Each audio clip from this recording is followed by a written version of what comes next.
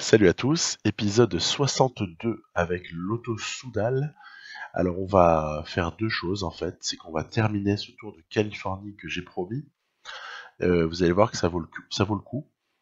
Et avancer un petit peu sur le Giro. Voilà, et on se gardera les trois dernières étapes pour l'épisode 63. Alors sur le tour de Californie en fait, on est là au matin d'une étape qui est un petit peu mauvaise pour mes coureurs, puisque un contre-la-montre quasiment plat de 34 km, mon Dieu, c'est vraiment pas le terrain ni de Benoît, ni même de Hirschi, même s'il a fait des progrès au niveau contre-la-montre.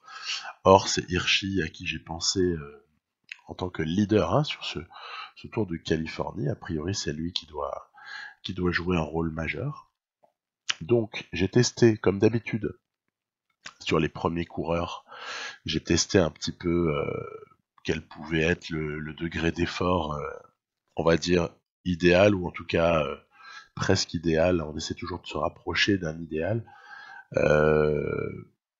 Et j'ai réussi à m'ajuster plus ou moins.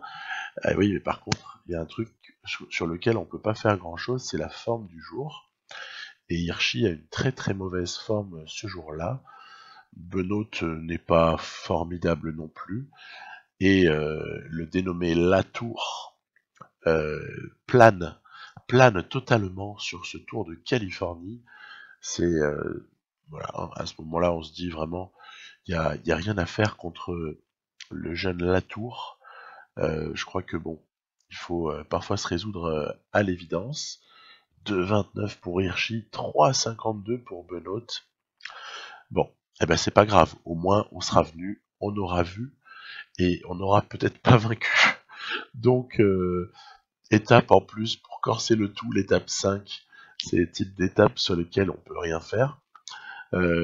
Sauf évidemment essayer de la gagner au sprint, mais voilà, je parle pour le général. Il n'y a vraiment pas grand chose à faire, donc on va juste s'amuser un petit peu à emmener Michael Matthews le moins mal possible, mais là encore, il y a un plateau qui est assez relevé, il y a Arnaud Desmar, il y a Groenewegen, il y a il y a des types qui sont bien meilleurs, donc voilà, là, Mathieu va faire top 3, ce que je considère comme plutôt un bon résultat. Top 3, derrière Groenewegen et Demar, franchement, voilà, 78 en sprint par rapport à 83 et 83, j'accepte, il n'y a pas de problème. Donc on va voir que tout n'est pas encore joué dans ce Tour de Californie, puisque, voilà, donc le podium, Mollema aussi est bien placé. Rohan Dennis, évidemment, avec le contre-la-montre, s'est placé assez idéalement. Et on a même encore du Kwiatkowski dans les pattes. Bref, on va tenter notre Vatou sur cette étape 6. 196 km, ça m'a mis en alerte, surtout que c'est un parcours difficile. Il y a une très très très longue montée avant une descente et ensuite un petit peu de violence là sur le final. Donc, je vais mettre en place un plan que j'aime bien mettre en place, c'est-à-dire échapper deux coureurs qui ensuite peuvent être susceptibles d'aider lorsque mes leaders commencent à se dévoiler. Voilà, donc l'objectif c'est toujours le même, c'est d'essayer de provoquer la réaction des leaders adverses et non de leur équipier. Voilà, c'est toujours l'histoire, c'est d'essayer de fatiguer les leaders. Alors on voit déjà que dans la réalisation du plan, Van Auk a réussi à partir. En revanche, Van Endert ne semble pas en avoir le droit, donc je vais profiter d'une contre-attaque là pour Wout Van Aert. Là, ça va passer. Wout Van Aert, il va réussir à partir, alors qu'on voit que Van Auk attend calmement l'arrivée de son collègue. Il y a aussi le Belge Lorenz de Plus qui a fait le rapprocher avec Wout Van Aert. Ils étaient trois là, à revenir sur le groupe à l'avant. C'était plus facile du coup que tout seul. Du coup, bon, allez, on prend grosse avance devant.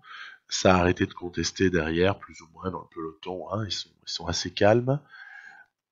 Alors, du coup, attention aux petits sprints intermédiaires. Non pas que je chasse spécialement le maillot à poids, c'est pas du tout l'objectif, mais plutôt, je veux pas que mes types aient trop d'efforts à faire dans l'échappée s'ils se retrouvent à devoir rouler derrière des mecs qui auraient pris de l'avance sur un sprint grimpeur. Ouais, c'est juste ça en fait. Et puis, tiens, qu'est-ce qu'on va faire derrière? Je vais tenter un truc que je fais jamais. Je vais faire une, une quadruple attaque.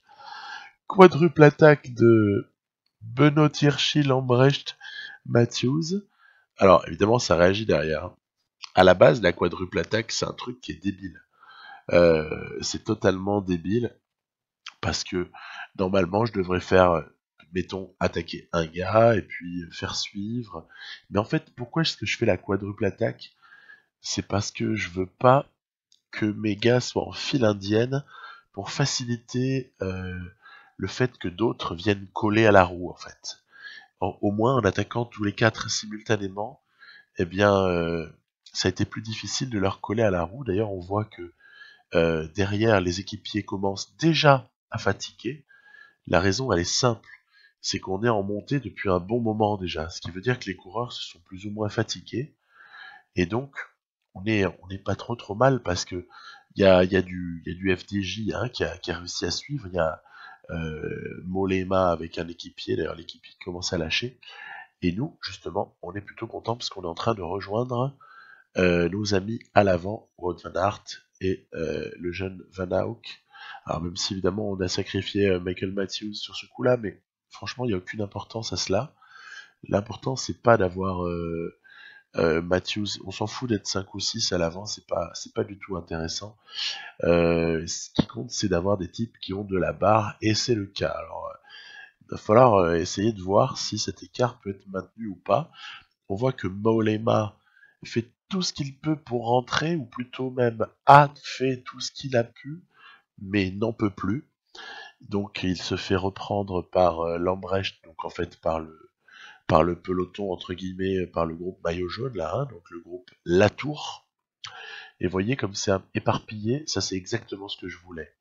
Je voulais que les efforts soient éparpillés derrière pour revenir, et non que les efforts soient conjoints de la part des équipes. Alors, quand j'ai tenté par exemple cette chose similaire à l'étape 14 du Giro, là, toujours avec l'Auto Soudal dans l'épisode précédent, l'épisode 61, ben, j'avais un petit peu joué de malchance parce que les équipes avaient collaboré involontairement, hein, évidemment.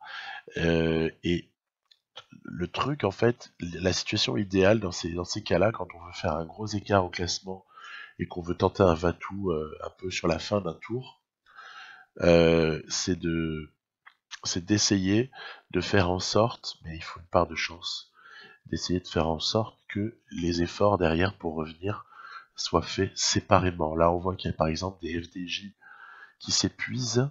Très joli paysage au passage, hein, c'est amusant de. J'aime bien le décor de ce Tour de Californie, je reviendrai. C'est sympa, en choisissant une autre édition, hein, bien sûr, ce sera intéressant pour l'année suivante. Ça m'a plu de venir le faire, je trouve ça amusant. Vous voyez par exemple ici, Rohan Dennis qui s'épuise. Ben voilà, c'est excellent, c'est excellent. Il s'épuise à faire le travail qui devrait être normalement celui d'un équipier, mais il n'a plus d'équipier sous la main. Donc voilà, idéal. Du coup, l'avance commence à être intéressante. On voit un petit malin là qui essaie d'aller chercher les points de grimpeur là, qui nous accompagnent dans l'échappée. Grand bien lui en face. Un petit peu rien à faire des points grimpeurs sur ce coup-là. Moi, ce que je tente, c'est un rapproché au général pour Hirschi, ou si Hirschi craque, pour Benoît, parce qu'on voit qu'en fait, à ce stade-là, Benoît, il lui reste beaucoup plus de barres jaunes que Marc Hirschi.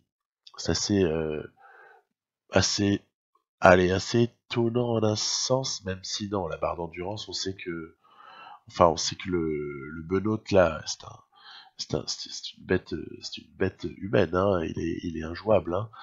Donc qu'il soit plus endurant que Hirschi, même à court de forme, ouais, pourquoi pas. Je rappelle, Benoît, il est à 84% de forme de préparation, hein. Donc bon, c'est faible, hein. Quand on est à 84%, on n'a pas le droit de pousser les efforts au-delà de 90. Hein. Donc c'est assez limitant quelque part. Donc c'est pour ça que on va voir, on a encore les deux options. Là, on a encore Benoît, on a encore Hirschi. Allez, ça y est, il y a Wout van Aert qui s'écarte. Il a tout donné. Maintenant, c'est le boulot du jeune Van Auk que d'emmener le plus loin possible Hirschi et Benoît. Et puis ensuite, on verra un petit peu qui est le meilleur dans tout ça. En tout cas, à qui est-ce qu'il reste le plus de barres. Hirschi s'est un petit peu refait, ça va. Mais en fait, il avait beaucoup souffert dans la première partie de l'étape, alors que Benoît n'avait pas du tout souffert. C'est ça en fait qui fait une différence. Ensuite, Van Auk s'écarte, voilà, c'est éparpillé. Hein. Il y a des coureurs un petit peu partout. Ça me fait penser au Giro avec Vincenzo Nibali dans les Andiamo Ragazzi. Quand Nibali fait tout éclater là, et qu'il y a des écarts juste monstrueux à l'arrivée. Et puis en fait, ben ouais, Hirschi va être un peu court.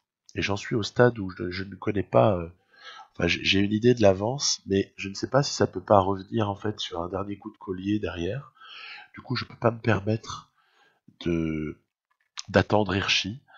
Je peux pas me permettre de l'attendre, donc je vais envoyer Benoît. On va le laisser gérer un petit peu ce qui lui reste comme énergie. On va faire la même chose avec Marc Hirschi. Il y a une dernière petite ascension. Hein. Elle est, celle-là va consommer de l'énergie, elle va consommer de la barre. Hein. Il faut gérer. C'est pour ça que je réduis la barre, je réduis l'effort. Et vous voyez par exemple derrière le petit malin là qui faisait les points du grimpeur tout à l'heure, il est totalement à l'agonie. Même Van Auk qui est à l'agonie reste tout de même en 4e position. Bon, je pense qu'on a compris. On a compris que personne ne reviendra. Benoît a déjà 2 minutes d'avance sur Hirschi. On va calmement terminer. Voilà, il va aller donc chercher sa victoire d'étape. Puis derrière, je vais essayer de ramener Hirschi dans les meilleurs délais possibles. Voilà, il va revenir. Bientôt passer la ligne. Ok, alors est-ce que 2 minutes, c'est un écart qui va lui permettre de garder d'obtenir la première place ou pas? C'est ce qu'on va voir juste après. Ensuite, voilà, on voit notamment l'arrivée de Mollema, etc. Bon, peu importe. Tout le monde a été totalement pris hein, par cette explosion de la course. Benoît va chercher l'étape, Hirschi deuxième, et Benoît va, dans la foulée, prendre le général pour 35 petites secondes, et puis l'écart est immense avec le reste. Hein. J'aurais jamais pensé que la tour se ferait avoir de cette façon-là. Après, vous me direz, Mickelton Scott, ils ont tout donné sur le Giro. Là, ils ont mis une équipe super forte avec O'Connor, avec Chavez, avec évidemment Uran. Et du coup, forcément, ils n'ont pas une équipe super forte là sur ce Tour de Californie qui est d'une totalement moindre importance, faut le dire. Et voilà, donc on va dérouler très très calmement l'étape finale, l'étape 7. Attention, est-ce que c'est pour Desmar? Est-ce que c'est pour Matthews? C'est pour Matthews. Voilà, donc Matthews va chercher sa petite étape. C'est cool, Matthews, il se fait un petit... il remplit l'ardoise là des étapes sur les tours. Il a gagné une étape sur chacun des tours auxquels il a participé, les tours World Tour, hein, bien sûr. Donc voilà, c'est son grand chelem à lui. Hein, voilà, il y a d'autres coureurs qui tentent des grands chelems de monuments. Bon, Matthews, c'est déjà pas mal. Il a le grand chelem des étapes sur les épreuves World Tour. Et Benoît va, par le plus grand des hasards, s'adjuger les 3 maillots. Hirschi maillot blanc, on a le général, bref, le général par équipe. Victoire totale.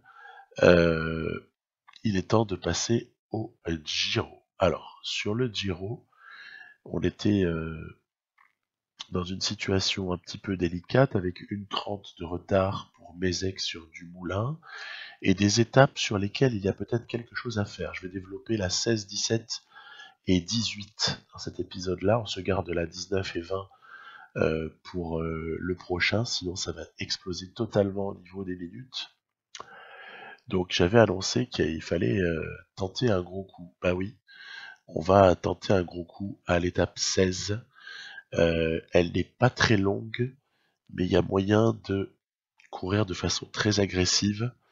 On va reproduire le schéma tactique, hein. Il n'y a pas de nouveauté, c'est aussi ce qu'on a vu juste avant sur l'étape 6 du Tour de Californie. Je précise que j'avais tourné bien avant le Tour de Californie, hein. De toute façon, c'est facile à comprendre au niveau du calendrier, hein. Voilà, donc il se trouve que j'avais pas la place dans l'épisode précédent. Je voulais pas trop couper les étapes 11 à 15, et il me semblait que c'était mieux de différer. On n'avait pas non plus, je pense, un suspense absolu concernant le Tour de Californie. Content de l'avoir gagné. L'étape 6 est sympathique, mais l'essentiel, il est sous nos yeux, hein, c'est le Giro. Et donc, je fais partir Bourman, je fais partir Michael Storer. Ok, parfait. Plan. L'étape 1 du plan est totalement validée. Maintenant, étape 2. L'étape 2. Oui, voilà, l'étape 2 du plan. L'étape 2, c'est Omen qui énerve tout le monde. Voilà. Donc, on va voir que ça fonctionne. En plus, il a pris une belle avance. La montée est très longue et cette ascension est très longue. Il y a moyen de bien embêter. Voilà, vous voyez derrière, ça roule. D'ailleurs, c'est pas nécessairement des Sunweb qui roulent, hein. C'est pas du tout des Sunweb, hein. C'est des Movistar, c'est des Michelton. Ça va être, voilà, plusieurs types d'équipes. Il y a même des AG2R. Alors eux, on pourrait vraiment les taxer d'idiots utiles, hein, parce que faire le boulot pour les autres, waouh. À moins que, évidemment, ils veuillent préserver la phénoménale 10 ou 11e place de Yates au général, hein, donc très gros lol. Yates, je ne pense pas que ça mérite de rouler comme ça, donc les AG2R, vous avez le bonnet d'âne sur ce coup-là, le bonnet d'âne des idiots qui roulent pour rien, qui roulent pour les autres. J'aime pas ça. J'aime pas ça. J'aime bien que les équipes roulent pour quelque chose et non pas pour rien et juste pour faciliter les choses aux autres. Alors là, on va faire attendre Oman par Storer et par Bourman parce que j'ai envie de continuer à énerver un peu le peloton. On voit qu'on est à moins de 30 hommes dans ce peloton, donc l'objectif est en train de se réaliser. Il y a un écrémage quand même qui s'est fait dans ce col. Derrière, tiens, enfin du Sunweb qui réagit, surtout qu'ils sont armés, hein, du côté de Sunweb, ils ont Zacharine, ils ont Koen Bouwman, qui est assez actif, je trouve, très actif. Puis là, quelque chose qui va m'embarrasser. Quelque chose qui va m'embarrasser, c'est cette chute de Tim Wellens. Alors pourquoi est-ce que ça m'embarrasse? C'est pas tant parce que je mise tout sur Wellens, non, parce que je suis quand même au stade où je mise à, on va dire, à 90% Mézec et à 10% sur un exploit improbable, on sait jamais, de Wellens, donc ça m'embête de m'en débarrasser, puis surtout, ça m'embête pourquoi? C'est parce que je suis obligé d'arrêter de rouler devant. Je suis obligé d'arrêter de rouler parce que je vais tout de même pas rouler devant, alors que je suis en train de faire du mal à Tim Wellens. Ce serait stupide. Ça voudrait dire qu'on fait délibérément la croix sur un homme, surtout qu'il y a moyen de l'attendre et de peut-être re-accélérer un peu plus loin. Bref, sur le plan initial, il n'a pas fonctionné.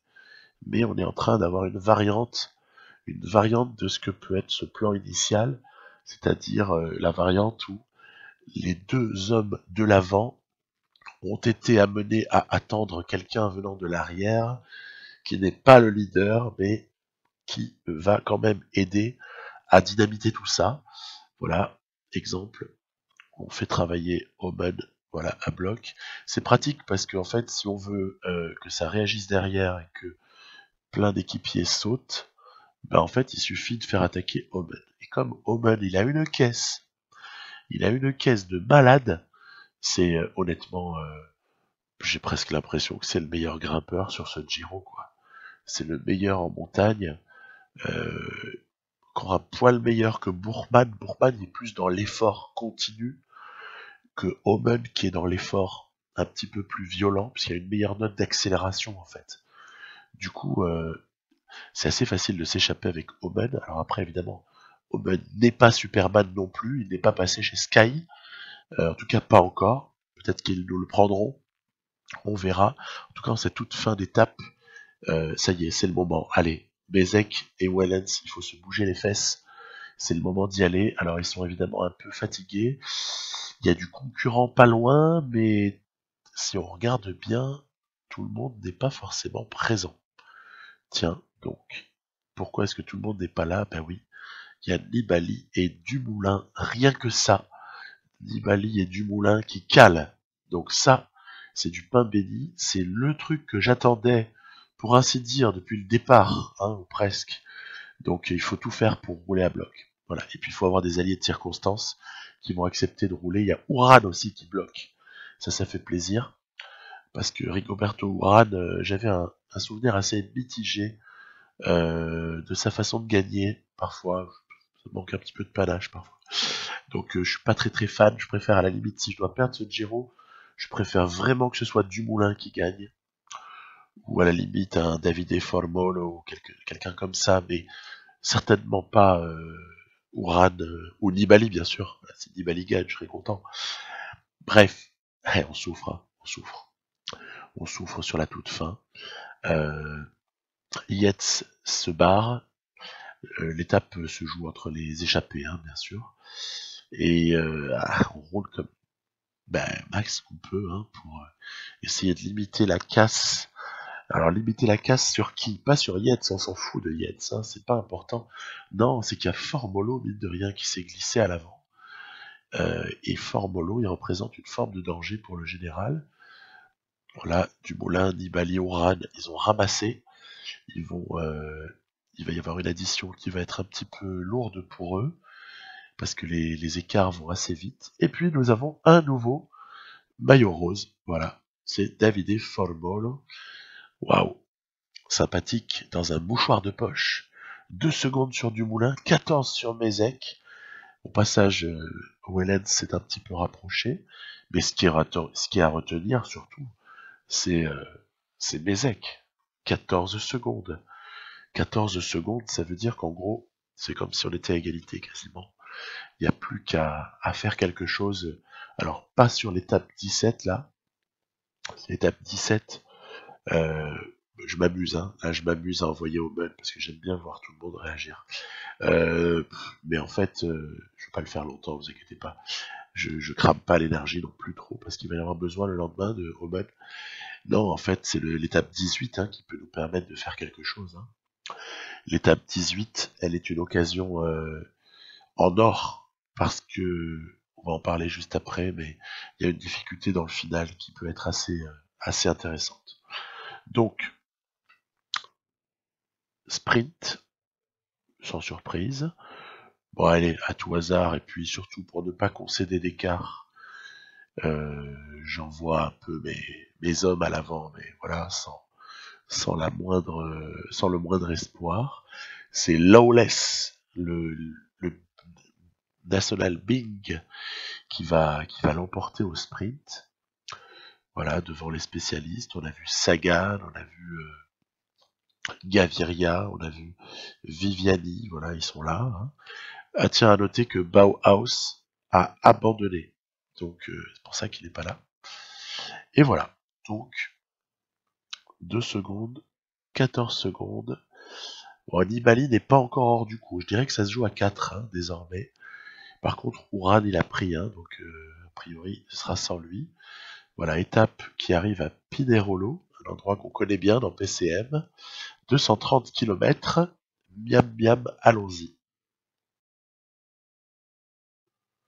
Alors, une étape longue comme celle-là, avec les qualités de chacun, c'est évidemment d'avance, on sait déjà que c'est pour Wellens a priori. Bon, peut être pour un Peter Sagan éventuellement, mais il y a de la violence hein, dans la dernière bosse, donc on verra. On verra ce que ça donne. Le pauvre Bourman s'est fait lâcher sur crevaison. Du coup, ben, il est tellement loin qu'il ne pourra pas nous aider dans le final. Comme vous pouvez le voir là, j'ai décidé de faire beaucoup rouler Bettiol, Painou et Storer pour durcir. Le plus fort des trois, c'est quand même Bettiol, hein, pour ce terrain-là. En plus, il est très endurant. Bettiol, c'est un coureur de classique.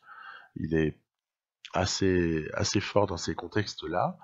On va essayer de s'assurer que Mezek soit en capacité de suivre Wellens, même si Wellens est quand même le gros favori sur ce terrain-là.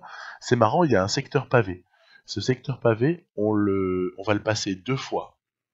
On l'a déjà passé, voilà, ici une fois. En plus, il pleut et tout. C'est des conditions qu'on aime. C'est rigolo. C'est les bonnes vieilles conditions flandriennes, les pavés montant sous la pluie. Bon, bah là, non, on n'est pas en Flandre, mais voyez, après que Bettiol finalement ait un petit peu gâché son effort, parce que Oman s'était fait lâcher là sur la montée, il n'était pas bien calé dans la roue, là ça m'a un petit peu dérangé. Bon, du coup, gros effort de Oman, voilà, qui va d'ailleurs s'essouffler au bout d'un moment. Wellens va à son tour prendre le relais avec Mezek calé dans la roue. Voilà, c'est ça le projet, c'est ça le plan. Quand j'ai vu l'étape à l'avance, je me suis dit, il faut que tu emmènes Mezek d'une façon ou d'une autre, parce qu'on est au stade où la moindre seconde peut s'avérer décisive, vu les écarts au classement. Et donc, ben, là, je vais être obligé de ralentir un petit peu, parce qu'il reste de la barre jaune à Mezek. C'est dommage, hein, parce que là, il y aurait eu Wellens tout seul, il pouvait s'envoler. Il pouvait s'envoler, aller rejoindre peut-être, que sais-je, un échappé ou comme ça, et puis ensuite aller jusqu'au bout. Mais là, malheureusement, ben, j'ai dû attendre Mezek. Et on voit d'ailleurs que ça a fait très mal du côté des favoris, puisque certes, Nibali, Formolo sont là, mais par contre, derrière, il y a Dumoulin qui a pris cher. Dumoulin a pris très cher là-dessus, notamment. Et donc c'est vraiment pas le moment de flancher. Alors malheureusement, je suis obligé de ne pas rouler avec Wellens à ce moment-là, sinon je fais en sorte sinon d'éloigner Mezek au général de Formolo, ce qui serait une stupidité sans nom. Donc il faut d'abord que Mezek rentre. Allez, il faut qu'il rentre, voilà, il est rentré, et après on roule à bloc. On roule à bloc, on va donner tout ce qu'on a. Voilà, Formolo est là, Peter Sagan également, Nibali, Tuns, et puis un intrus. Quelqu'un qui n'est pas concerné par le général. Et derrière, ça roule Chavez, Yates, Dumoulin, Uran, même Dan Martin. Bref, c'est une bataille là entre ces deux groupes pour rouler le plus vite possible, sachant évidemment que normalement Nibali ne va pas nous aider. Donc, bon, attention, difficulté à venir. On va se reprendre l'espèce de rue montante là, sur laquelle on était déjà passé une fois. Alors, c'est pas franchement mauvais pour Wellens, hein. Ce type d'endroit n'est pas mauvais pour lui. En revanche, Mezek, les pavés, c'est pas son hobby, hein. Donc voilà, on va essayer surtout de reprendre la première position. Surtout pas se laisser passer devant pour se faire freiner. Allez, boum. Puis là, en fait, je vais rester en attaque jusqu'à la fin. Parce que, vous savez, comme moi, que quand on a un coureur qui est très fort en accélération et en descente, quand vous accélérez sur la descente, le mec récupère de l'énergie quasiment en accélérant, ou en tout cas n'en perd pas. Et c'est ainsi que donc Tim Wellens va aller évidemment prendre son étape, hein. Celle-là, elle était vraiment signée pour lui à 240 bornes pour un puncher. Avec ce final-là, c'était pour lui. Derrière, Sagan va marquer des points précieux pour le maillot du classement par points. Mezek va prendre une petite troisième place qui est synonyme de légère bonification. Il s'agit de 4 secondes de bonif. Et du coup, que se passe-t-il au général? Chamboulement. Dumoulin a pris cher. Dumoulin est passé 3e. Et Nibali, Formolo se maintiennent. Uran a pris cher. Bref, Mézec est à 10 petites secondes de pouvoir revêtir la Maglia Rosa, comme ils disent les Italiens. Donc, on est pas mal. On est pas mal du tout. Il va plus y avoir qu'à être un petit peu malin sur les étapes 19 et 20. Un petit peu malin pour ne pas concéder trop. Et surtout pour aller reprendre ces 10 secondes là à Formolo. Allez, la tâche n'est pas insurmontable, on a connu pire comme défi. Je vous dis à très très bientôt, bye bye.